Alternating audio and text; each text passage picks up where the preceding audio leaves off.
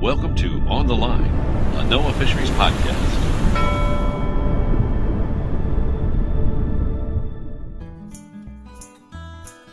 For the first time, scientists have used an unmanned aerial vehicle to study killer whales from above. The device they're using is a remote-controlled hexacopter with a high-resolution camera mounted in its belly, and the photos it produces are beautiful and full of detail. I've seen a million pictures of killer whales before, but I've never seen anything like these. Now, when I looked at these photos for the first time, I thought they were awesome. But to be honest, the killer whales, they all look pretty much the same to me. But then I spoke with John Durbin, a biologist with NOAA Fisheries, and I'll never look at killer whales the same way again. Hi, may I speak with John Durbin, please? Yeah, this is John. Hey, John, this is Rich Press calling from NOAA Fisheries. Durbin explained Hi, Rich, that to get these photos, he and his colleagues teamed up with scientists from the Vancouver Aquarium. The animals they photographed are the northern resident killer whales in British Columbia, a population that's listed as threatened under Canada's Species at Risk Act, and the pilots were trained and operating under permits issued by the Canadian government. Like the endangered southern resident killer whales that spend their summers near Seattle, the northern residents eat salmon, mainly Chinook salmon, and the salmon runs they rely on are smaller than they used to be. In fact, several Chinook runs are themselves endangered, and scientists are concerned that a lack of prey may be limiting the whale populations. The main question scientists are trying to answer here is, are the whales getting enough to eat? To find out, they fly the hexacopter at an altitude of 100 feet, high enough that the whales don't notice it, but near enough to get photographs that are incredibly revealing. If, that is, you look at them with the eye of a scientist. So, John, can we take a look at a couple of the photos? Sure. And maybe you could tell me what you see in them? Yep. The first thing I'd like to do is talk about these two shots that you have, one of a skinny male and another one that's more robust. Talk to me about these. They're a striking comparison. Now, the whale I'm looking at on the left, the very skinny one, that is not what we used to see in killer whales look like. And I think that the reference point I'd point you to is the eye patches. There's elongated white areas along the side of the head. Mm-hmm. Now, normally, the whale gets fatter from the snout as it goes back. It's kind of spindle-shaped. So the fat whale, you can see, that's an image of I-47, that's the identification number.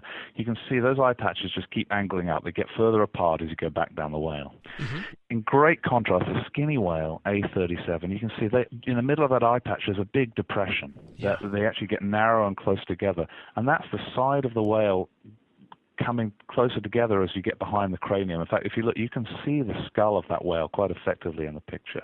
If you can see the snout and you can see this ridge along the top of the snout, so really you can visualize where the skull of that whale is. It really doesn't have any fat behind the skull that we're used to seeing. It's in incredibly poor condition.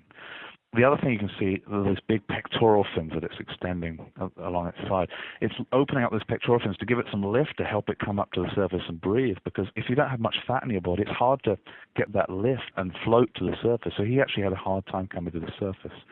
So we already knew he was in poor condition. We flew over him a couple of times. We got these incredible images. And then while we were up there, he disappeared. He stopped swimming with his brother and has almost certainly passed away. Really? While you were out there? Yeah, while we were out there, he was in such poor condition. So we got these images. He typically swims with his brother. Mm-hmm. Killer whales travel in their family groups their whole life, and we started seeing his brother without him during the last couple of weeks when we were there. So almost certainly these are some of the last images of him, and it really shows us what a whale in terminally poor body condition looks like. It's a skeleton with skin over it. I-47, the comparison whale, is only 29. He's in the prime of his life there. He's fat. Everything looks great with him. I mean, that's probably the fattest whale I've seen from the air. He looks in great shape. And you can notice there, he's just really fat. And you can't see the rib cage or the cranium. He's covered in a thick fat blood layer. He looks in great shape.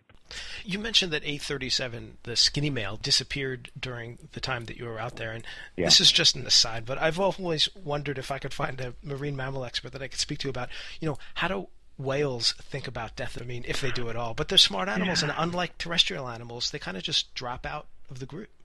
Yeah, it's tough to know what they think about it. So while we were up there, some of our colleagues that study acoustics of whales in that area, they have a network of hydrophones and they can hear their calls. And they, in fact, first alerted us to the fact that they thought that this guy was, the night before he disappeared, they saw him and his brother going south, and there was a lot of calling going on. He was really struggling. And when his brother came north the next morning, A37 wasn't with them.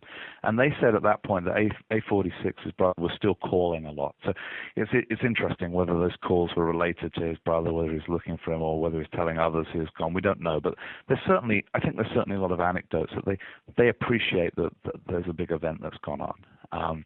Particularly for animals that live in family groups like this. I mean, they do family better than we do. They have to notice the absence of an animal that's swum with them their whole life, and I think more than notice it, I think it can have a big effect on them. Mm-hmm. So speaking of family groups, John, you sent me another picture with 7 animals in it. It's a horizontal shot. That's right. Is there anything interesting here? What can you tell me? Well, about there these is. animals? I mean, these are the part of the I-15 matriline. So this is a family group, if you like. And what we're seeing in this picture are animals of different ages traveling together. They spend their whole lives together. You can see that little gray animal in the middle is a calf that's a young of the year. He's born sometime this winter. The one second from the top is a young animal that is probably 2 or 3 years old, maybe 2 years old, looking at his size. And then you've got adult females in there of various ages. That little guy in the middle really sets the picture well. He exposes beautifully because he's gray. He's gray and mottly because he's young and his skin's getting used to being in cold water. But it does show that even the smallest of animals, we're able to get really precise measurements of length and girth. And what you can see there, he's swimming next to his mother. He's nice and fat. He's nice and rotund. And actually, she's doing pretty well too. She doesn't look particularly skinny. So, they're doing well. Despite the cost of lactation, she's producing milk that's very costly to feed him. She's doing well. She's getting enough food. So that's a good sign. Now, with the female, could you tell if a female is pregnant from there? Yes. Pregnant animals are the ones where their maximum girth is behind the rib cage. So what we have here is a beautiful image. 5 whales at the surface and another coming up from below. But there's 3 whales that are oriented really nicely. They're at the surface, and they really tell us something interesting about comparative body condition. The whale at the top is an adult female. I-63 is the number we've identified it. She's another very skinny whale. You can see that she's very slender in the body. Her head, there's a depression behind the head at the back end of the eye patch. Much like A37, the adult male, you can see that she's skinny. You can see the shape of her skeleton. The whale in the middle is another adult female, but she's very robust. We see none of those features. And then the whale at the very bottom, it's great to see this because it's clearly a pregnant whale. You can clearly see that she has her maximum girth just behind the dorsal fin. Just like us, when we get pregnant, the belly of the mother starts to get big below the rib cage. That's what we see here. This is an image I like. It does show us that we're able to detect these differences in body condition related to nutrition, but we can also detect differences related to pregnancy. And these are the key things we want to get at, being able to use shape to tell us something about the condition of the animals and ultimately the status of the population. Yeah. From my perspective as a non-scientist, one reason these images are great examples of scientific photography is in science, a lot of data wouldn't be visible or interpretable by non-specialists, right? But I might not be able to tell she was pregnant, but I could understand exactly what you're saying, and I could see the data in the image as you talk about it. Yeah, I like that, and you're right. You look at these images, and anyone can become a scientist. You can see the comparison between these whales, and I think that's what's so powerful. I mean, I don't think science needs to be complicated to be powerful. And really what we're doing is we're using modern technology, but to answer a very simple question: can we learn something about these whales from their shape? And it's simple, but I think we can learn a lot. So just one last question, John. Now that you have a way to monitor the nutritional health of these killer whales, how does that help us to help the populations recover? Yeah, currently we wait until after we've done a census in the summer of these populations, and then we know how many made it from the year before. But mortality is a pretty coarse measure of how well the population is doing or how it's responded to its environment, because the problem's already occurred if there is a problem. If 10 whales don't show up, it means that something happened since the last year when you census them. So I think what we need to try and facilitate some adaptive management is a more sensitive metrics of how the animals are doing. So for the ones that are still alive, before they die, can we tell if they're in poor condition? So what we're trying to do is develop a tool, and particularly a cost-effective and non-invasive tool.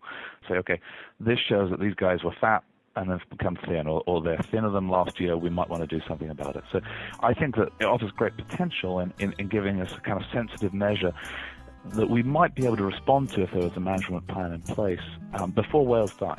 Yep. Great. Thank you so Great. much, John. I'm sorry I went over time. Sure. Thanks, John. Okay. That All right. was John Bye-bye. Durbin, a biologist and expert on killer whale ecology with NOAA's Southwest Fisheries Science Center in La Jolla, California. The research that Durbin described was a joint effort between NOAA Fisheries and the Vancouver Aquarium, and it was conducted under permits from the Canadian government. Whales are very sensitive to what goes on around them, and the researchers are trained to recognize if their activities are disturbing the animals. In this case, they kept the hexacopter at least 100 feet above the whales at all times, though with other species of marine mammals, regulations require an altitude of 1,000 or even 1,500 feet. I guess my point is, if you're a hobbyist with a hexacopter, please respect the regulations and marine mammals by giving them plenty of space. As always, you can get more information about this story on our website. That's www.fisheries.noaa.gov/podcasts. If you go there, you'll be able to look at and download some of the photos we just talked about. Thanks for listening. Join us again next time for more stories about ocean life and ocean science. I'm Rich Press, and you're listening to On the Line. You have been listening to the NOAA Fisheries Podcast, On the Line. Join us next time for a first-hand look at the people and the science behind managing our nation's fisheries. For more information, visit NOAA Fisheries at www.fisheries.noaa.gov. On the Line is a production of the NOAA Fisheries Office of Communications.